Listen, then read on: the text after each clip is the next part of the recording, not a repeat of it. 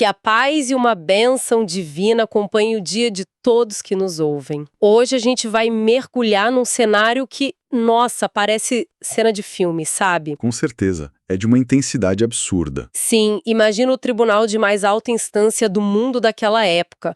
Uma sala projetada milimetricamente para projetar poder.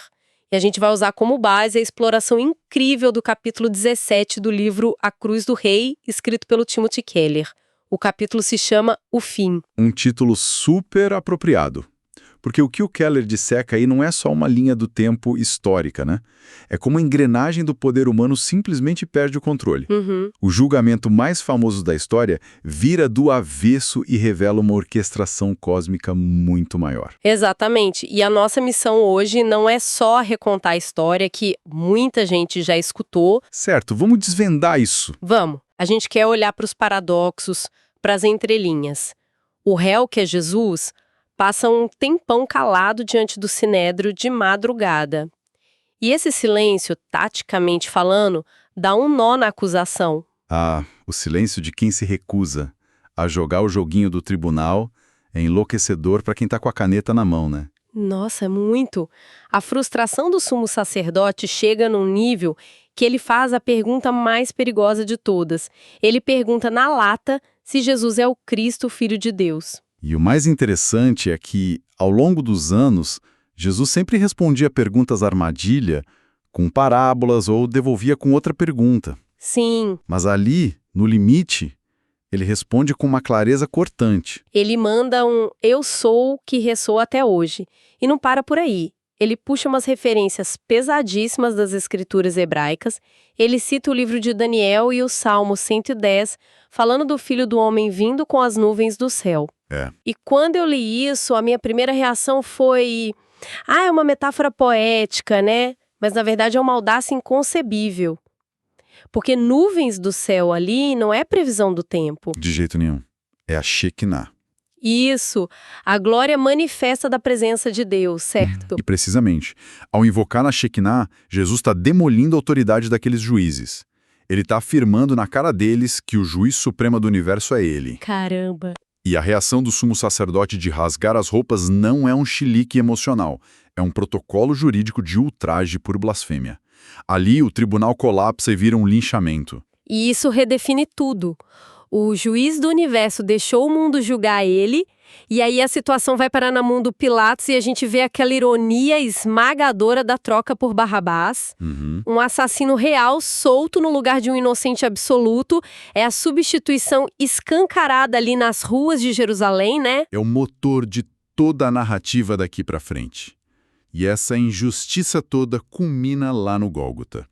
A crucificação era uma máquina de terror focada em desumanizar. Mas o texto chama a atenção para um fenômeno ambiental bizarro. Pois é, do meio-dia até as 3 da tarde, uma escuridão total cobre tudo. E eu confesso que meu lado cético logo gritou e pensou, foi um eclipse solar forte ou uma tempestade de areia? É um instinto natural de qualquer um. Mas o Keller desmonta isso com a história. Sim, a Páscoa judaico é atrelada ao calendário lunar e cai sempre na lua cheia. E é fisicamente e astronomicamente impossível ter eclipse solar na lua cheia. E além disso, um eclipse dura alguns minutos, não 3 horas ininterruptas, né? Exato. E sobre a tempestade de poeira, eles estavam na estação das chuvas. O chão estava molhado demais para subir uma nuvem densa o suficiente para esconder o sol por tanto tempo. Então, se conectarmos isso a um cenário maior... Isso nos leva para as pragas do Egito. Exatamente. Trevas em pleno meio-dia têm um peso aterrador na memória cultural deles. É o sinal inquestionável do julgamento divino e da ira de Deus. O paradoxo cósmico é que Deus estava mesmo agindo em julgamento. Mas a ira não estava caindo sobre a humanidade que estava crucificando o inocente. Nossa. O julgamento estava caindo sobre o próprio filho. E é desse abismo que sai aquele grito, né? Deus meu, por que me desamparaste? Quando a gente para analisar, a dor ali não era a asfixia. Mártires morreram cantando. Pois é. O que arranca esse grito é muito mais fundo. Sem dúvida. Repetir Deus meu 2 vezes é o pico da intimidade e da aliança naquela cultura. A dor ali é a ruptura inédita da relação eterna de amor perfeito entre o pai e o filho. É de arrepiar. Jesus absorveu o isolamento absoluto para que a humanidade nunca precisasse passar por isso. E isso me faz pensar em como a gente vive a nossa versão microscópica dessa escuridão, sabe? Uhum. As nossas trevas pessoais. Sim.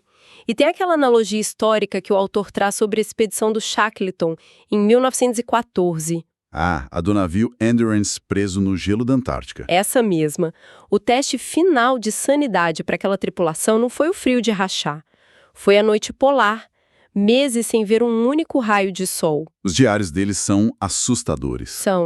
Eles relatam que, na escuridão total, a desorientação engole a mente. Você não enxerga a si mesma no espaço. E a psique entra num isolamento enlouquecedor.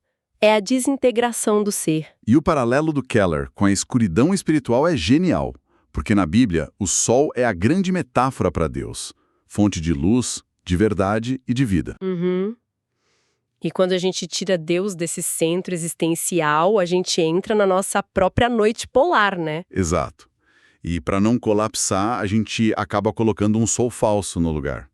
A carreira, dinheiro, aprovação pública, até um relacionamento. O próprio Keller foi muito vulnerável no livro, admitindo que o sucesso dele como pregador era uma armadilha, sabe? Sim, ele fala que se atrelasse a identidade dele aos elogios, ele criaria um falso sol. E se esse sol falso se apagasse com uma crítica ruim, ele se desintegraria. É exigir de coisas e pessoas uma validação infinita que eles não foram feitos para dar. Mas, voltando para a cruz, Jesus suporta essa desintegração total para reverter a nossa situação. E tem aquele detalhe arquitetônico no momento da morte dele. O véu do santuário. Isso. Aqui é onde fica realmente interessante. O véu do templo, que era uma tapeçaria imensa, densa como uma parede, que bloqueava o acesso a Deus, se rasga em dois. E rasga de alto a baixo. Exato. Se fosse uma revolta humana, ia rasgar de baixo para cima, de onde a mão alcança. Com certeza. Rasgar de cima para baixo é a assinatura de Deus. A iniciativa foi inteiramente divina. A porta de acesso foi escancarada de fora para dentro. Mas a grande ironia é, quem é a primeira pessoa a cruzar essa porta? Quem olha para aquele cenário sangrento e decifra tudo? Não foram os discípulos, que estavam escondidos com medo. Nem os líderes religiosos que conheciam as Escrituras. Foi um centurião romano. Pois é, um militar de carreira, super endurecido e acostumado a crucificar pessoas. E para esse cara, o título Filho de Deus pertencia exclusivamente ao imperador César, o homem mais poderoso do mundo. E do nada ele olha para um homem torturado e morrendo e diz: verdadeiramente este homem era o Filho de Deus. Ele vê um poder que se esvazia, uma beleza brutal no sacrifício voluntário, sem ódio. Isso quebra a casca de cinismo daquele general. A beleza no sofrimento. O Keller que traz uma reflexão do Albert Camus, que era um existencialista, né? Uhum. O Camus via o sofrimento como um absurdo, mas ele para diante do Gólgota porque ali ele vê que Deus não ficou intocável a longe. Ele desceu para a lama da existência humana. O que prova que a dor nas nossas vidas não significa ausência de Deus. Ele entende o luto porque ele passou por isso, e como o autor aplica isso na própria vida é muito tocante. Se diz no episódio da cirurgia? Isso. O Timothy Keller conta de quando estava indo operar um câncer de tireoide, sendo levado de maca, anestesia chegando, medo da morte. Ele não lembrou de teologia densa, ele lembrou de literatura de fantasia. J.R. Tolkien, O Senhor dos Anéis. É maravilhoso. Ele lembra do Samwise Gamgee em Mordor, no meio daquela escuridão e fumaça tóxica, achando que a sombra ia engolir tudo, e de repente ele vê uma estrela brilhando no alto. E a ficha cai pro Sam. A sombra é só uma coisa pequena e passageira. E a conexão disso com a cruz é o clímax de tudo. Porque Jesus desceu e absorveu a escuridão total, a morte e o mal perderam a palavra final. Eles viraram algo passageiro, né? A escuridão brutal que Jesus aguentou dissipa a nossa noite polar. O juiz foi julgado para que as nossas trevas virassem luz. Aquele véu rasgado é um convite aberto. E o centurião romano é a prova de que a vida brotou da morte. O que nos entrega uma reflexão final muito provocativa para quem está acompanhando a gente hoje. Qual seria? Se o maior ato de vitória e amor do universo pareceu naquele exato momento com a pior derrota e fracasso possíveis, como isso muda a forma como a gente enxerga as nossas próprias derrotas e fases ruins na vida. Nossa, é para deixar a mente trabalhando mesmo. Como a gente avalia os nossos fins de linha, né? Pessoal que está ouvindo, fiquem ligados, pois informamos que teremos um novo episódio desse mesmo livro em breve. Vai ser ótimo explorar o que vem depois dessa escuridão toda. Tem muito mais no trabalho do Keller. Com certeza tem. Bom, a gente vai ficando por aqui hoje. Deus abençoe todos os ouvintes.